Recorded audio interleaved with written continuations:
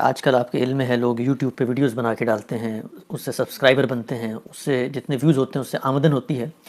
تو سوال یہ پوچھا گیا ہے کہ یوٹیوب جو ہے وہ درمیان میں اشتہارات دکھاتا ہے. بسا اوقات وہ اشتہارات جو ہماری اخلاقیات ہیں اس سے ہٹ کے بھی ہوتے ہیں.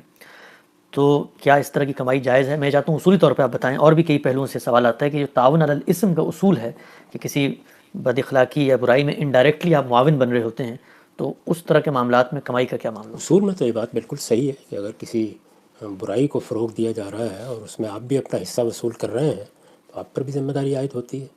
آپ یوٹیوب پر کوئی چیز ڈالتے ہیں تو کیا قاعدہ یہ ہے کہ اگر آپ نہ بھی چاہیں تو تب بھی کچھ اشتہارات اس پر ڈال دیے جائیں گے؟ یعنی وہ مجبوری ہے، یا آپ جب تک اجازت نہ دیں اس وقت تک اشتہارات نہیں آتے؟ میں اس سے واقف نہیں ہوں، اس لیے یہ سوال کر رہا ہوں. دونوں صورتیں ہو سکتی اس ہیں. میں تو آپ کی کوئی ذمہ داری نہیں ہے، کیونکہ آپ نے اپنی طرف سے ایک نیکی اور خیر کا کام کیا، آپ اس کو پہنچانا چاہتے ہیں تو پہنچانے والوں نے اس میں اشتہارات ڈال دیے. یہ صورتحال تو ٹیلی ویژن کے پروگراموں میں بھی ہوتی ہے. آپ کے علم میں ہوگا کہ پچھلے دنوں دعا کرائی گئی، جی. اور اس دعا سے پہلے اور بعد بھی بعض ایسے اشتہارات چلا دیے گئے کہ جس پر لوگوں نے یہ محسوس کیا کہ یہ اس موقع کے لحاظ سے بہت ہی نامناسب تھے. تو یہ صورتحال اس دنیا میں کہیں بھی پیش آ سکتی ہے. البتہ اگر آپ کے پاس یہ موقع ہے کہ آپ اس میں توجہ دلا سکیں، آپ کی بات سنی جائے گی، یا آپ اس میں اپنی کسی ویڈیو کے بارے میں یا اپنی کسی گفتگو کے بارے میں پابندی لگا سکتے ہیں، تو ضرور اس معاملے میں احتیاط کرنی چاہیے.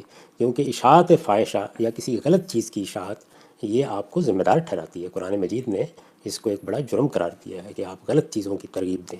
اب وہ کس حد تک غلط ہے، میرے نزدیک کتنی غلط ہے، آپ کے نزدیک کتنی غلط ہے، اس میں اختلاف ہو سکتا ہے. ہم ایک اصولی بات کر رہے ہیں کہ اگر کوئی چیز فی الواقع ایسی ہے کہ جو لوگوں کے اخلاق کو خراب کرنے والی ہے، ان کی سیرت و کردار کو برباد کرنے والی ہے، تو اگر وہ اشاعت پذیر ہوگی تو اس کی ذمہ داری سے تو آپ نہیں بچ سکتے.